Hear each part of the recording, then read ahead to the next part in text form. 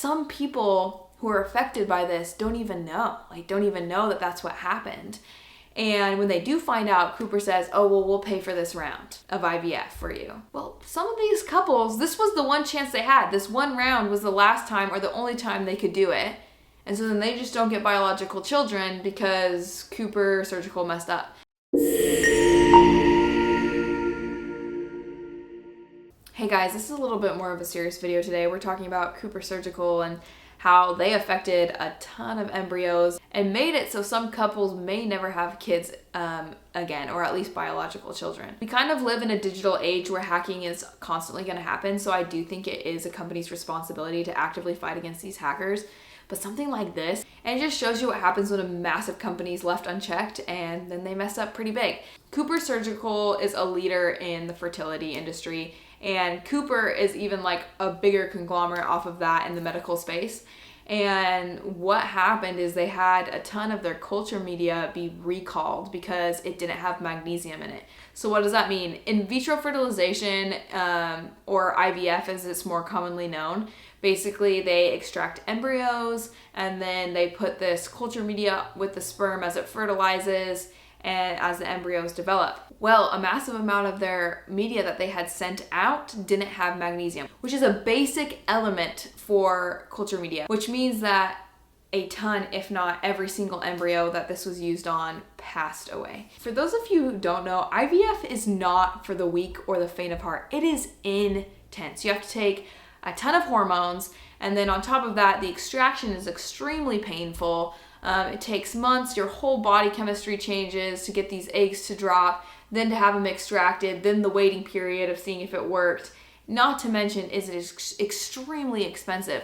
And so you have these couples who went through this whole process, and a whole cycle of IVF is ruined because Cooper Surgical didn't recall their media. And something that's interesting to think about and what they'll prove in court is like, when did they know that the media was affected? Did they tell the fertility clinics immediately, or did they wait to get caught by the FDA? I have my own opinions about it, but we will see. And the other thing is some people who are affected by this don't even know that that's what happened. And when they do find out, Cooper says, oh, well, we'll pay for this round of IVF for you. Well, some of these couples, this was the one chance they had. This one round was the last time or the only time they could do it. And so then they just don't get biological children because Cooper Surgical messed up. And it peeves me. It's totally wrong. And here's the other thing. As a reminder, I am a civilian. I am not a lawyer. This is not legal advice, but this is me talking to you like I would talk to my friend. And it is my thoughts about it. Having been a wildfire victim and having lost our home and everything, you know, the one con for these massive mass torts is the waiting game. You're not going to get the money for that round of IVF immediately. But if you're willing to wait the time and go through the legal proceedings, even if it is going to be emotionally painful, you're going to end up with a sum that is most likely much, much bigger than just one round. Because when they try these cases, it's not just about how much money did you spend. It's what was the emotional toll that you went through. And as we talked about, IVF is painful, it's awful, it's so hard. And so you went through all of that for it to be messed up and for your embryos to die from nothing you did. So if you have the opportunity even to do another round, you're gonna have to do that all over again. And they put that all into account when they're doing a case. Just like with wildfire, it was for some people, like, no person's claim is going to be the same. Because even if we were neighbors with the exact same house and the exact same belongings, I may have had to drive through the flames to get out of town while you already evacuated. And so my emotional toll is going to be more monetarily if they can put a price on it, if that makes sense.